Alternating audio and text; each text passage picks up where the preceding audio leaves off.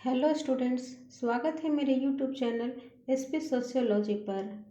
आज हम समाज शास्त्र के अंतर्गत आने वाले जाति व्यवस्था का अध्ययन करेंगे। वीडियो के सभी अंक महत्वपूर्ण हैं, इसलिए इसे अंत तक देखें और हाँ, मेरे यूट्यूब चैनल एसपी सोशियोलॉजी को प्लीज़ लाइक और सब्सक्राइब करें। तो चलिए शुरू करते हैं। इसके अंतर्गत हम निम्नलिखित शीर्षकों का अध्ययन करेंगे। जाति की परिभाषाएं, जाति की विशेषताएं, वर्ण और जाति में भेद, जाति व्यवस्था में परिवर्तन के कारण, जाति व्यवस्था में परिवर्तन के परिणाम। जाति की परिभाषाएं।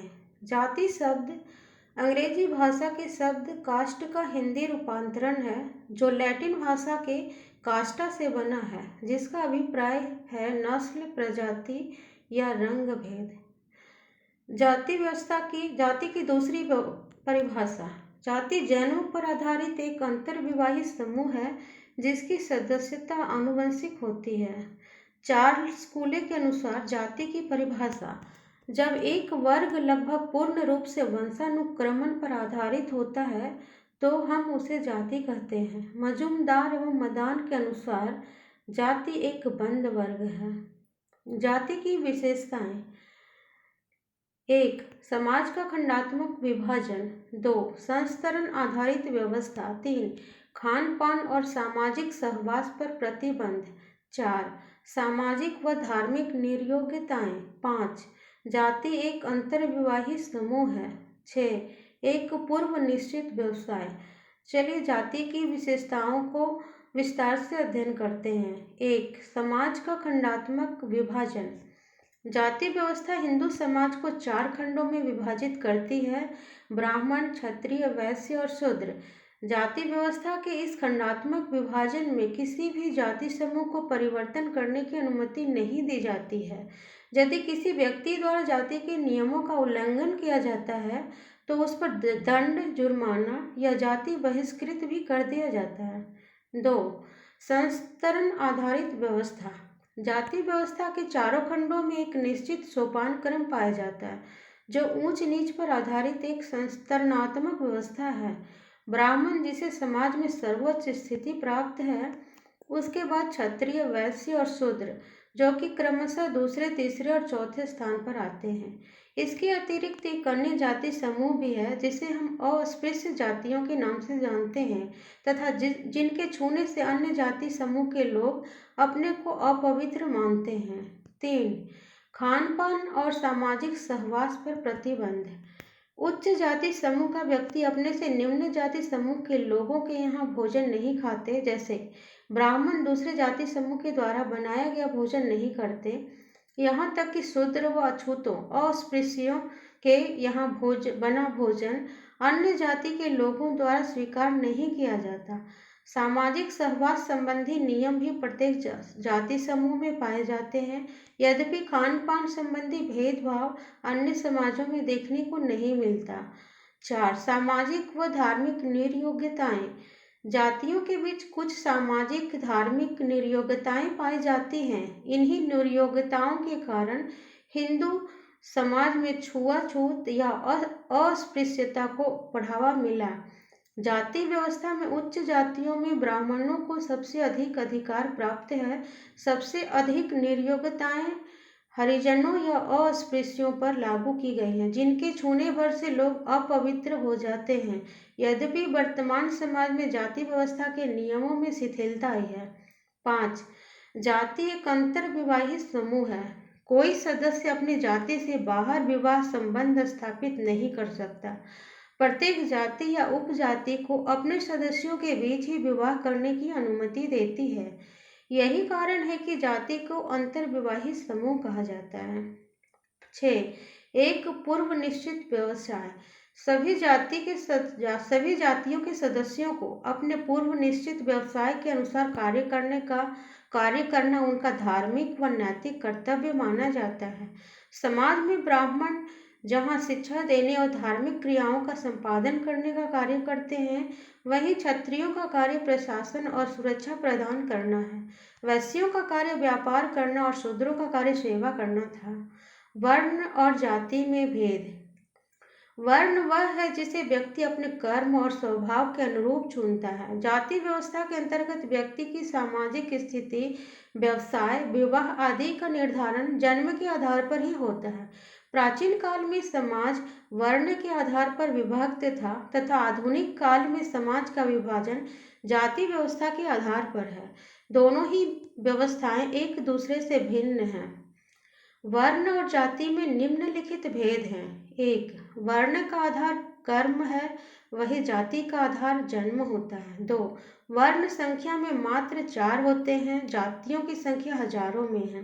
तीन, वर्ण व्यवस्था की प्रकृति लचीली होती है जबकि जाति व्यवस्था की प्रकृति कठोर होती है। चार, वर्ण व्यवस्था कर्म प्रधान होता है, व्यक्ति अच्छे कर्म करके उच्च वर्ण की सदस्यता ग्रहण कर सकता है, जबकि जाति व्यवस्था में सामाजिक गतिशीलता का पूर्णतः अभाव पाया जाता है। 6, वर्ण व्यवस्था में व्यवसाय के द्वारा कर्तव्य बोध कराने पर बल देती है, जबकि जाति व्यवस्था में खान पान, व्यवसाय, विवाह आदि से जुड़े अनेक प्रतिबंध पाए जाते हैं। 7, वर्ण व्यवस्था अति प्राचीन व्यवस्था है, जबकि जाति व्यवस्था की उत्पत्ति बहुत समय पश्चात हुई है। जाति व्यवस्था में परिवर्तन के कारण प्रजातंत्र का प्रभाव। 2, धर्म का प्रभाव में कमी। 3, औद्योगिकरण एवं नगरीकरण का प्रभाव। 4, पश्चिमी सभ्यता का प्रभाव। 5, शिक्षा का प्रसार। 6, संचार एवं यातायात के साधनों का प्रभाव। 7, नवीन संवैधानिक कानूनों का प्रभाव। 8, धार्मिक व सामाजिक सुधार आंदोलन। 9, संयुक्त परिवारों का विघटन। 10, नवीन व्यवसाय में वृद्धि। आइए हम इसे विस्तार से जानते हैं। जाति व्यवस्था में परिवर्तन के कारण। 1, प्रजातंत्र का प्रभाव। प्रजातांत्रिक व्यवस्था में धर्म, जाति और वंश परंपरा को महत्व प्रदान न कर समानतावादी मूल्यों को आगे बढ़ाया जाता है। 2, धर्म के प्रभाव में कमी। संवैधानिक तौर पर भारत एक धर्मनिरपेक्ष राज्य है। धर्म के प्रभाव में कमी के कारण भारतीय समाज में जातिगत नियमों में काफी परिवर्तन हुआ है। 3, औद्योगिकरण एवं नगरीकरण का प्रभाव। औद्योगिकरण ने जाति व्यवस्था के पारंपरिक व्यवसाय और उनके प्रतिबंधों को समाप्त कर व्यक्ति की योग्यता व कुशलता को महत्व प्रदान किया है तथा नगरीकरण ने खान पान, रहन सहन संबंधी प्रतिबंधों को समाप्त किया है। 4, पश्चिमी सभ्यता का प्रभाव। पश्चिमी सभ्यता की चकाचौंध वाली जीवन शैली के कारण जाति व्यवस्था के खान पान, विवाह आदि के नियमों में बदलाव आया है। 5, शिक्षा का प्रसार।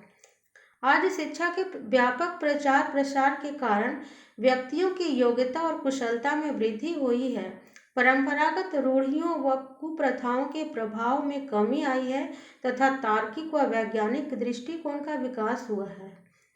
6, संचार एवं यातायात के साधनों का प्रभाव। यातायात और संचार के साधनों के कारण औद्योगिकरण का विकास हुआ, जिसके फलस्वरूप लोगों में समानतावादी मूल्यों को बढ़ावा मिला और जातीयता की भावना में कमी आई है। 7, नवीन संवैधानिक कानूनों का प्रभाव। स्वतंत्रता प्राप्ति के पश्चात भारत सरकार द्वारा सामाजिक भेदभाव व कुरीतियों पर कठोरता पूर्वक नियंत्रण हेतु अनेक संवैधानिक कानूनों का निर्माण किया गया। 8, धार्मिक व सामाजिक सुधार आंदोलन। राजा राम मोहन राय, राणा डे, दयानंद सरस्वती, केशव चंद्र सेन आदि समाज सुधारवादियों के द्वारा चलाए गए आंदोलनों के माध्यम से हिंदू समाज में व्याप्त कुप्रथाओं जैसे सती प्रथा, जौहर प्रथा, पर्दा प्रथा, छुआछूत तथा जातिवाद को समाप्त करने की दिशा में प्रभावी योगदान दिया है। 9, संयुक्त परिवारों का विघटन। संयुक्त परिवारों के विघटन ने एकाकी परिवारों को जन्म दिया जो विशेषकर नगरीय परिवेश में रहते हैं। इन एकाकी परिवारों में जाति व्यवस्था के नियम शिथिल हुए हैं। 10, नवीन व्यवसायों में वृद्धि। नवीन व्यवसायों में वृद्धि के कारण जातिगत व्यवसाय आज लगभग विलुप्त हो चुके हैं, जिसके कारण जाति व्यवस्था में शिथिलता आई है। जाति व्यवस्था में परिवर्तन के परिणाम। 1, जाति संस्तरण में परिवर्तन। 2. ब्राह्मणों की सामाजिक स्थिति में गिरावट। 3. खान पान संबंधी प्रतिबंधों में परिवर्तन। 4. व्यवसाय के चयन की स्वतंत्रता। 5. संदर्भ समूह की स्थिति में परिवर्तन। 6. जातिगत संबंधों में परिवर्तन। 7. विवाह संबंधी प्रतिबंधों में परिवर्तन। आइए इसे विस्तार से जानते हैं। जाति व्यवस्था में परिवर्तन के परिणाम। 1. संस्तरण में परिवर्तन। आज समाज में उच्चता व निम्नता का आधार जाति व्यवस्था न होकर धर्म, शिक्षा, राजनीतिक प्रभाव, व्यक्तिगत गुण आदि महत्वपूर्ण होती है। 2. ब्राह्मणों की सामाजिक स्थिति में गिरावट। वर्तमान समय में शिक्षा, धन, व्यवसाय, व्यक्तिगत योग्यता आदि को महत्व प्रदान किया जाता है, जिसके कारण ब्राह्मणों की परंपरागत स्थिति में गिरावट आई है। 3. खान पान संबंधी प्रतिबंधों में परिवर्तन। औद्योगिकरण, नगरीकरण और शिक्षा के प्रभाव के कारण आज सभी जातियों के लोग सभी प्रकार का भोजन बिना किसी जाति धर्म के भेदभाव के एक साथ मिल बैठकर करते हैं। 4. व्यवसाय के चयन की स्वतंत्रता। आज किसी भी जाति का व्यक्ति अपनी योग्यता, शिक्षा व कार्यकुशलता के आधार पर किसी भी व्यवसाय का चुनाव कर सकता है। 5. संदर्भ समूह की स्थिति में परिवर्तन।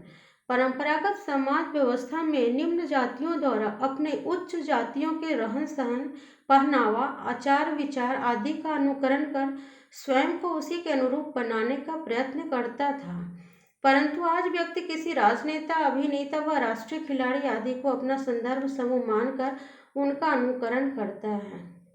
6. जातिगत संबंधों में परिवर्तन। आज शिक्षा, धन, व्यक्तिगत गुणों के विकास के कारण उच्च व निम्न जाति के व्यक्तियों में तुलना करना संभव नहीं है। 7. विवाह संबंधी प्रतिबंधों में परिवर्तन। आज अंतरजातीय विवाह तथा अंतरधार्मिक विवाहों को मान्यता दी जा रही है। Thank you for watching my YouTube video SP sociology.